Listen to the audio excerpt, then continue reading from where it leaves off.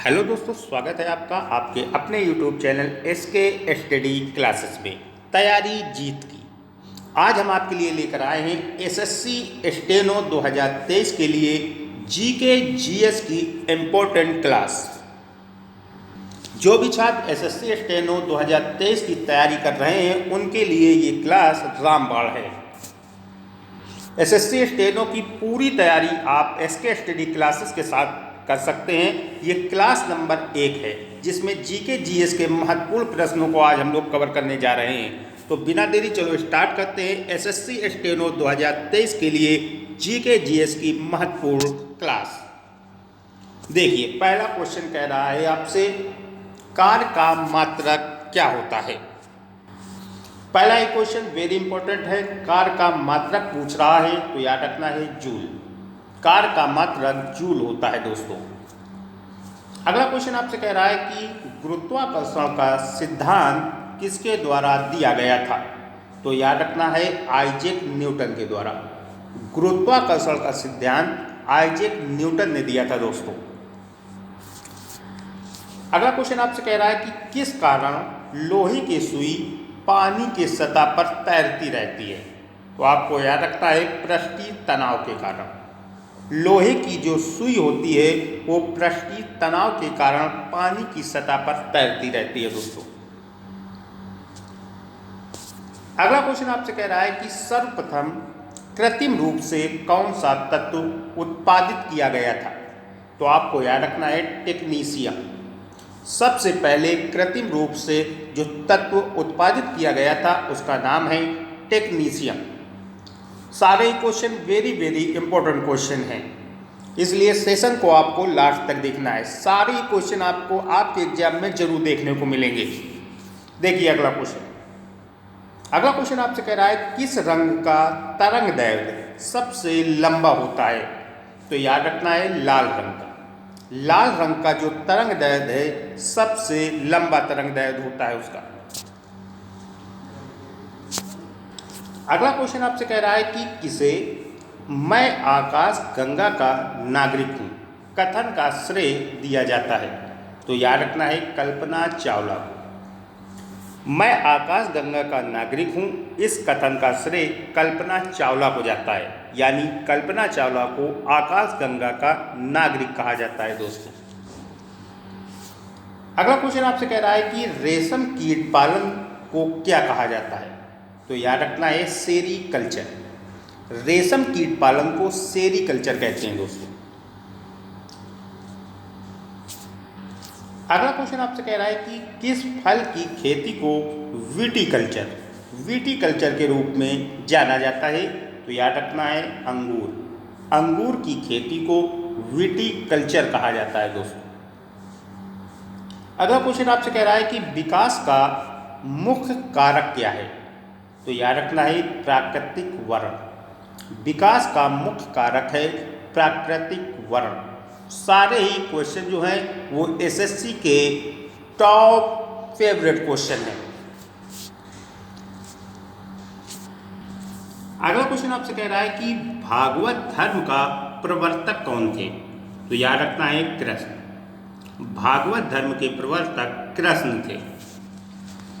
अगला क्वेश्चन आपसे कह रहा है कि अहिंसा किस धर्म का आधारभूत बिंदु था। तो याद रखना है जैन धर्म। अहिंसा जो है वो जैन धर्म का आधारभूत बिंदु है। अगला क्वेश्चन आपसे कह रहा है कि किस वेद में सबसे पहले स्तूप शब्द का प्रयोग मिलता है, यानी शब्द मिलता है। तो याद रखना है ऋग्वेद में सबसे पहले स्तूप शब्द का जो प्रयोग है वो ऋग्वेद में किया गया है दोस्तों। अगला क्वेश्चन आपसे कह रहा है कि सर्वप्रथम किसने मोहम्मद गौरी को पराजित किया था, यानी हराया था। तो याद रखना है मूलराज द्वितीय अथवा भीम द्वितीय। ये दोनों में से कोई एक ऑप्शन मिलेगा आपको। मूलराज द्वितीय मिलेगा या भीम द्वितीय मिलेगा, दोनों ही नाम है इसके। मूलराज द्वितीय और भीम द्वितीय। इसने सबसे पहले मोहम्मद गौरी को हराया था। अगला क्वेश्चन आपसे कह रहा है कि किसके शासनकाल में मंगोल पहली बार सिंधु के तट पर देखे गए थे? तो याद रखना है इल्तुतमिश के शासनकाल में। जिस समय इल्तुतमिश का शासन काल चल रहा था उस समय सबसे पहले मंगोल सिंधु के तट पर देखे गए थे। अगला क्वेश्चन आपसे कह रहा है कि फराजी विद्रोह के नेता कौन थे? तो याद रखना है दुदु मियाँ। फराजी विद्रोह के नेता दुदु मियाँ थे। अगला क्वेश्चन आपसे कह रहा है कि तत्ता टोपे जो हैं वो किसके कमांडर इन चीफ थे? तो याद रखना है नाना साहब। तत्ता टोपे जो है वो नाना साहब के कमांडर इन चीफ थे दोस्तों। अगर आपने अभी तक हमारे चैनल को सब्सक्राइब नहीं किया है तो चैनल को सब्सक्राइब करके बेल आइकन जरूर दबा लें ताकि आपको हमारी वीडियो की नोटिफिकेशन सबसे पहले प्राप्त हो। देखिए अगला क्वेश्चन आपसे कह रहा है कि किस अनुच्छेद में भारत के राष्ट्रपति को अध्यादेश जारी करने की शक्ति प्राप्त है? तो याद रखना है अनुच्छेद 123। संविधान का अनुच्छेद 123 यानी 1, 2, 3 ये राष्ट्रपति को शक्ति प्रदान करता है कि वो अध्यादेश को जारी कर सकता है। यानी अनुच्छेद 123 का प्रयोग करके राष्ट्रपति अध्यादेश जारी कर सकता है। अगला क्वेश्चन आपसे कह रहा है कि वृद्धों के अध्ययन को क्या कहा जाता है? तो याद रखना है जेरोटोलॉजी। वृद्धों के अध्ययन को जेरोटोलॉजी कहा जाता है। अगला क्वेश्चन आपसे कह रहा है कि दूध का रंग सफ़ेद किस कारण होता है? तो याद रखना है कैसीन की उपस्थिति के कारण। दूध में कैसीन उपस्थित रहती है इसलिए उसका रंग जो है वो सफ़ेद होता है। अगला क्वेश्चन आपसे कह रहा है कि मनुष्य के हृदय में कितने कक्ष होते हैं? तो याद रखना है 4 कक्ष होते हैं। मनुष्य के हृदय में 4 कक्ष होते हैं यानी 4 कोष्ठी कक्ष होता है। मनुष्य का हृदय 4 कोष्ठी होता है। अगला क्वेश्चन आपसे कह रहा है कि मनुष्य में कितनी जोड़ी कपाल तंत्रिका पाई जाती है? तो याद रखना है 12 जोड़ी। मनुष्य की कपाल तंत्रिका जो है वो 12 जोड़ी होती हैं दोस्तों। अगला क्वेश्चन आपसे कह रहा है कि इंसुलिन में कौन सा धातु मौजूद होता है? तो आपको याद रखना है जस्ता। इंसुलिन में जस्ता जो धातु है वो मौजूद होती है यानी उपस्थित होती है। जस्ता धातु होती है इसमें। अगला क्वेश्चन आपसे कह रहा है कि बीबी का मकबरा किसने बनवाया था? तो याद रखना है औरंगजेब ने। बीबी का मकबरा औरंगजेब ने बनवाया था दोस्तों। अगला क्वेश्चन आपसे कह रहा है कि किसे सीमांत गांधी कहा जाता है? तो याद रखना है अब्दुल गफ्फार खां को।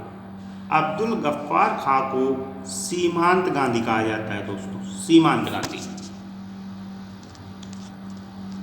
अगला क्वेश्चन आपसे कह रहा है कि वंदे मातरम गीत के लेखक कौन थे? तो याद रखना है बंकिम चंद्र चटर्जी। वंदे मातरम गीत के लेखक बंकिम चंद्र चटर्जी। अगला क्वेश्चन आपसे कह रहा है कि कौन सा भारतीय स्वतंत्र भारत का पहला गवर्नर जनरल बना था? तो याद रखना है सी राजगोपालाचारी। सी राजगोपालाचारी जो हैं स्वतंत्र भारत के पहले भारतीय गवर्नर जनरल थे। अगला क्वेश्चन आपसे कह रहा है कि सर्वप्रथम किसने कहा कि स्वतंत्रता मेरा जन्मसिद्ध अधिकार है? तो याद रखना है बाल गंगाधर तिलक ने। स्वतंत्रता मेरा जन्मसिद्ध अधिकार है ये कथन जो है वो बाल गंगाधर तिलक का है। अगला क्वेश्चन आपसे कह रहा है कि मोहनजोदड़ो को अन्य किस नाम से जाना जाता है? तो याद रखना है माउंट ऑफ डेड। मोहनजोदड़ो का दूसरा नाम जो है वो माउंट ऑफ डेड है यानी मृतकों का टीला।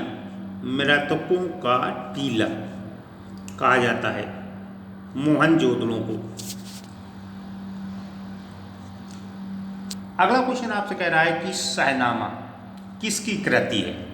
तो याद रखना है फिरदौसी की। शहनामा जो है वो फिरदौसी द्वारा लिखी गई है, फिरदौसी। अगला क्वेश्चन आपसे कह रहा है कि फतेहपुर सीकरी की स्थापना का श्रेय किसे दिया जाता है? तो याद रखना है अकबर को। फतेहपुर सीकरी की स्थापना का श्रेय अकबर को दिया जाता है दोस्तों। Thank for watching. सेशन पसंद आए तो लाइक करें, शेयर करें एंड चैनल पर नए हैं तो चैनल को सब्सक्राइब करके बेल आइकन जरूर दबा लें ताकि आपको हमारी वीडियो की नोटिफिकेशन सबसे पहले प्राप्त हो। थैंक्स, मिलते हैं अगली क्लास में।